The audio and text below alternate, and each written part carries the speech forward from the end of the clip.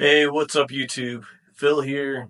Today I wanted to do a video on how I like to build out my cabinet boxes.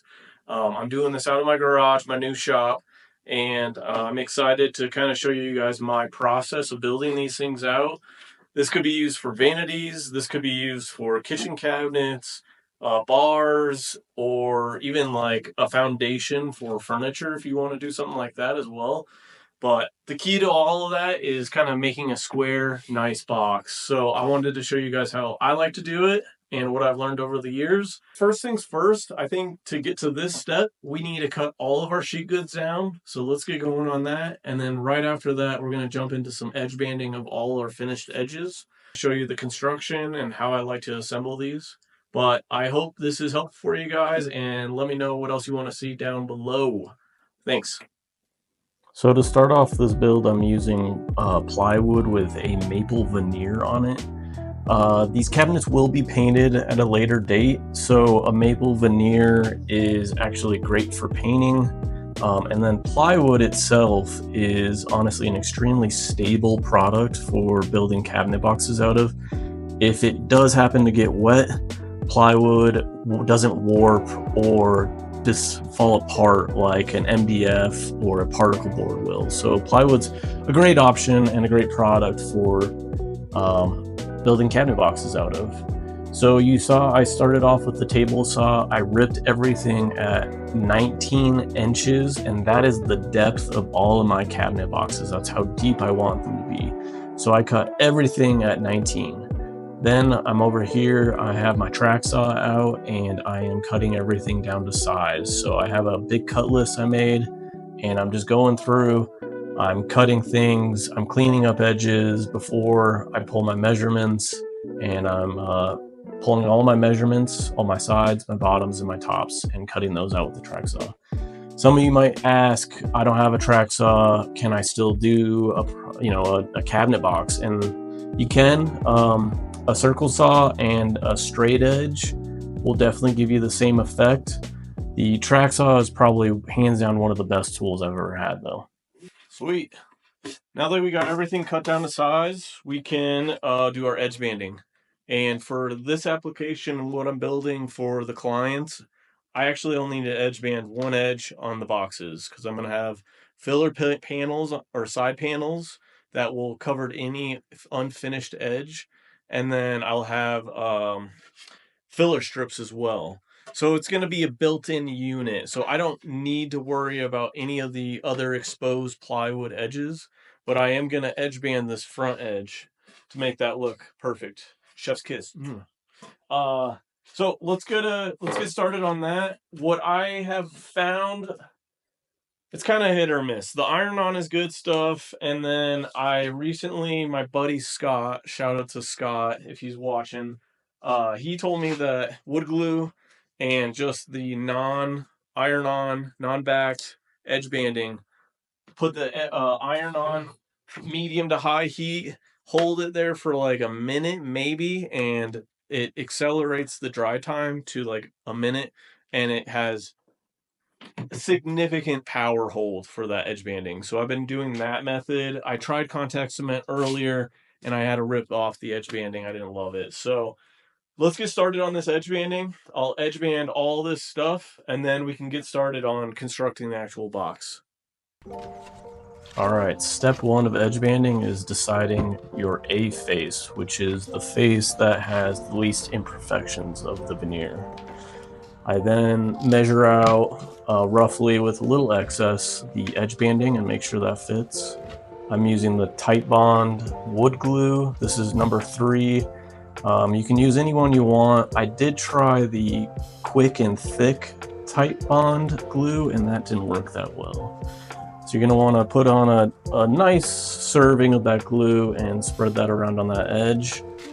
Put on the edge banding and make sure to, like spread it out, space it evenly so you have equal side overhang on either side. And if you listen closely enough here, it sounds like you're making the world's best grilled cheese. So go ahead and hold that iron on there, let it start to bubble, and dry the glue, and it immediately holds that edge banding to the plywood edge really, really strongly. It's not going anywhere.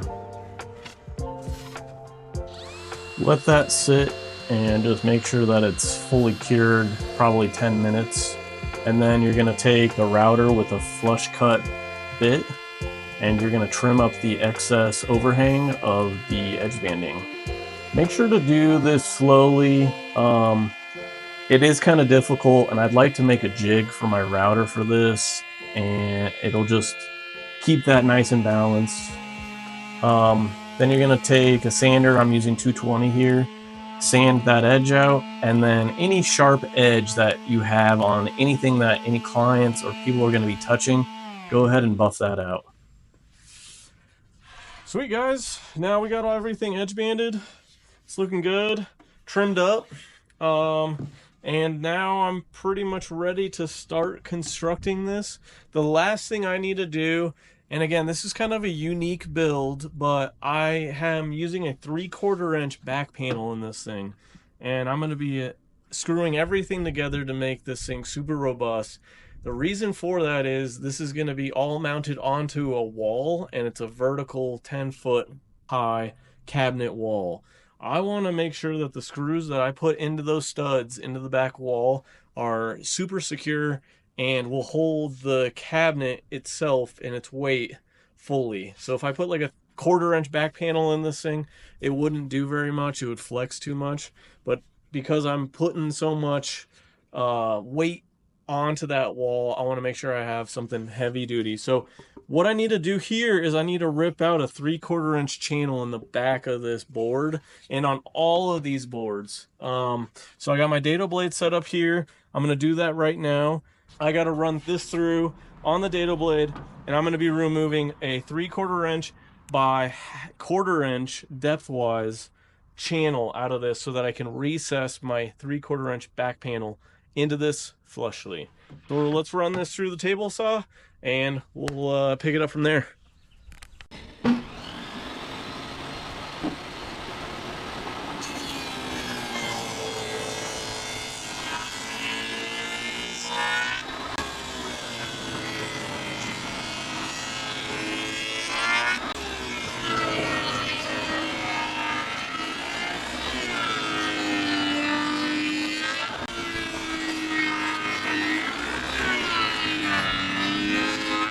We just got to clean that up a little bit, which, you know, kind of falls apart like that. So just use a chisel. The angled side is down, and I like to run through. Having the angle side down helps it from having the chisel dig into the wood even more. So this wants to kind of plunge a little bit more.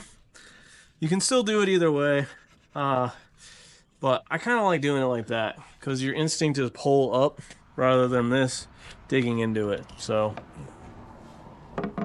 one last thing we got to do before I start assembling this box is this has a single shelf that's going to be adjustable. So I want to drill my holes into this sheet before I assemble. It'll just be a lot easier. So I'm going to use this jig. It's very similar to the Rockler. Rockler has a self-centering, I don't know if it's self-centering, but a centering adjustable peg jig that's very similar to this. I got this one on Amazon. It was a little bit cheaper, and it seemed to do the same thing. So I already pre-marked out center lines, and I have center lines on this jig right here. I'm just going to tighten these up.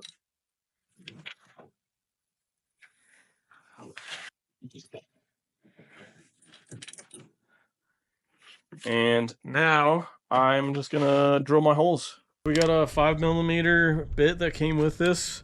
It self-centers and it will bottom out, so you don't have to worry about going too deep. And I'm just gonna start on, I marked so that I didn't want the shelf to be any tighter to either end for about 8 inches. So I made a mark on both sides to say I don't want that. I'm gonna do one hole here.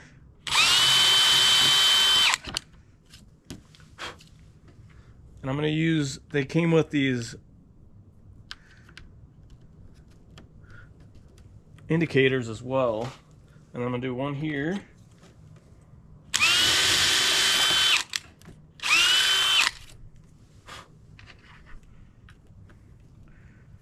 Now I can just hit all of these.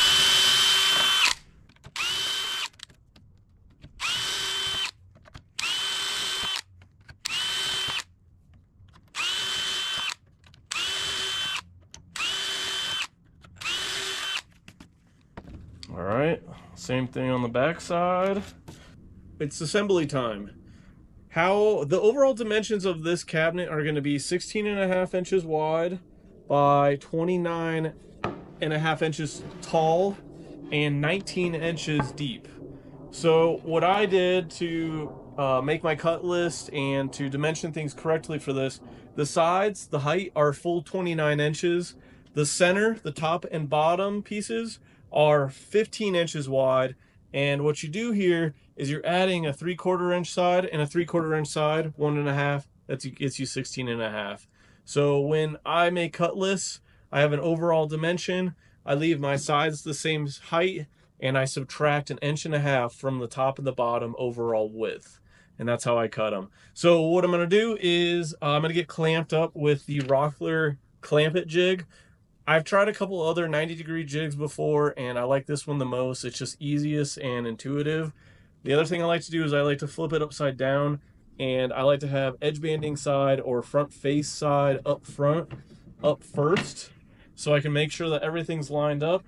Get those corners nice and flush, tighten everything down, and then I'm gonna drill in for my screws. What I'm gonna do here is I'm gonna mark out 2 inches down and 3/4 inch or 3/8, 2 inches down, 3/8 of an inch in, which is half of 3/4 inch.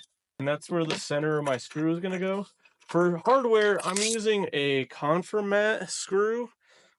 These things are awesome. So what it is essentially like a metal dowel with super intense threading on it. It comes with its own countersinking bit and drill bit. So you come over here.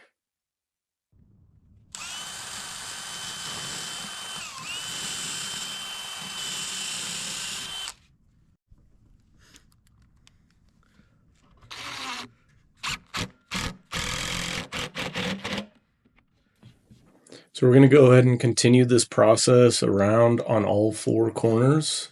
So yeah, that's 2 inches down from the top, 2 inches up from the bottom, and 3/8 of an inch in from each corner. And we're going to use those Conformat screws, and I'm using that Rockler clamp it jig on all the sides as I work my way around. All right, guys, just about done. The last thing I need to do to actually make this a final finished product, at least the box aspect of it, is we got to add a back to it. So I'm going to flip this onto the front face just because of how I'm working on it and make it easier. What I have done is the dado blade I cut, which is 1/4 inch deep. I have a piece that'll recess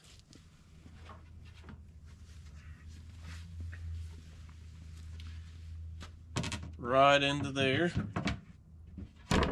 like so, and sit flat.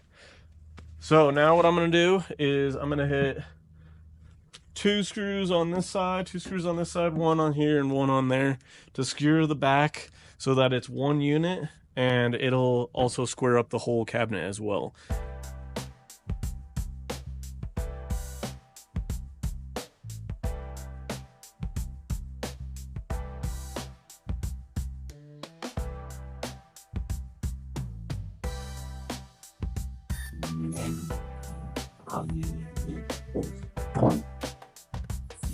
Sweet. Well, there you guys have it. Cabinet box done. This is really nice and square, and this will be perfect for the project that I'm working on. Got the adjustable shelf pins drilled in, super clean, looks really nice on the interior, and this is the only face that will be shown besides maybe 3/4 of an inch on this side. So this will be a perfect example along with the other ones for this little project I have going on. Guys, I appreciate you watching. if you have any questions, leave them in the comments down below. I'll try to get to them. And if you haven't already, I would love if you could like and subscribe my video, but only if it does you something good. Take care.